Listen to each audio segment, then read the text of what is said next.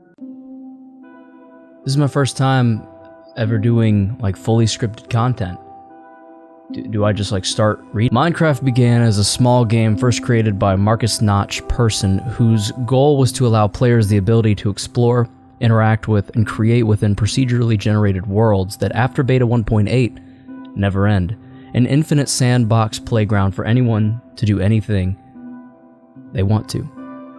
Starting out your first day in Minecraft is unlike minigames in that you receive no instruction, no manual, no playbook, no knowledge.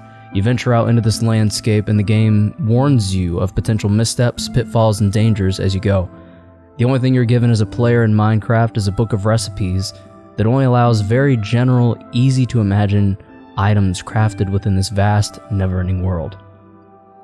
Those recipes update as you play and discover items and combinations within a crafting table, the place where most everything you'll need for your adventure is created. Once you venture out into the world, the choice is up to you. There are no lanes to follow, no strict guidelines, no boundaries to cross. If you want to mine, start digging. If you want to explore, start walking.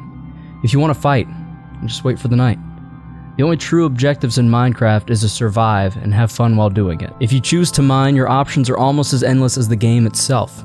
From cave mining, shaft mining, horizontal or vertical, mines with staircases, mines with tiered branches, windmill, strip, quarry, tunnel, TNT. However you choose to do it, the game equips you with about as many options as you can begin to imagine. You mine for iron, coal, cobblestone, redstone. You can mine in the nether region for its materials, but the ultimate goal are diamonds. Finding your first deposit of diamond is like experiencing your first kiss. Driving your first car, it's an experience few things hold a candle to. After sometimes just minutes, but more often than not hours, you find the rarest ore in the game, which constructs the strongest tools and armors you can find within the vanilla experience. Finding this one thing in the game makes all the seemingly pointless hours of grinding and excavating the earth beneath you worth it. It's the best feeling that everyone remembers without remembering the place or time it happened. You just remember the joy knowing your work and time was well spent, and you'll be rewarded with an incredible tool to find even more diamond with, or stronger armor to protect yourself against the strongest enemies. Which brings us to another option within Minecraft, fighting or hunting. When out in the world, you find many creatures known as mobs. These mobs can appear as a number of animals, supernatural beings, or bosses. Minecraft caters, in a way, to its beginners with creatures like farm animals, pigs, cows, sheep, and so on. From there, things ramp up when approaching the end game. The end or the end dragon, both literally and otherwise, in the form of skeletons, zombies, and bosses.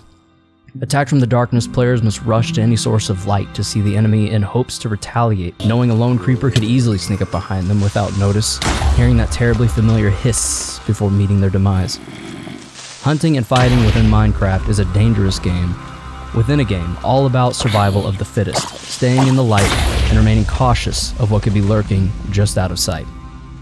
Exploring in Minecraft is a treat made sweeter over time by updates the game has received, from new realms to dive into to the fixing of the Farlands, the game's world edge where players would have to run for some time but eventually reach the so-called end of that particular world.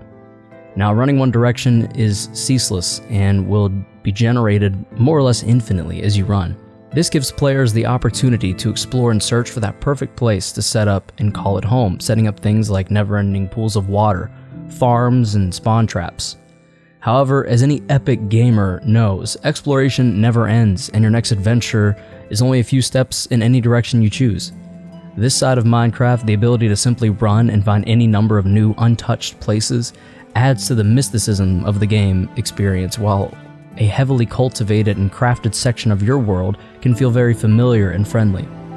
A place to go when you feel outnumbered, or simply somewhere you feel familiar and not so lost. Because let's be honest, there was nothing more stressful than getting lost in a cave in Minecraft. Another avenue within the game is creation. Creating in this game, more so than others, is simple yet wildly complex, with blocks that stay on fire forever. Shiny blocks, expensive blocks, leaf blocks, stone blocks, wood blocks, Roblox, wait, that's the wrong game. Whatever blocks you decide to use, crafting anything in this world is literally only limited by your creativity and know-how.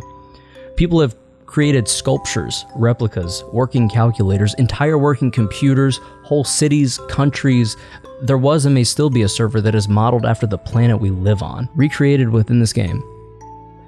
because this game has offered a depth within its creative aspects that will leave the most imaginative captivated by the options given if you look deep enough into what it offers. What Notch has created, Mojang has maintained, and Microsoft purchased has transcended the title of simply a game, however, and into a cultural experience and rite of passage before even Fortnite saw its level of popularity and notoriety. Hell, this is the best-selling game of all time, beating out GTA 5 and Tetris. Tetris sales have accounted for every single version of Tetris since its release in 1984. I'm far from the first person to make that point, but still. GTA 5 was known as the best-selling entertainment product in history upon its release. Minecraft has sold more copies.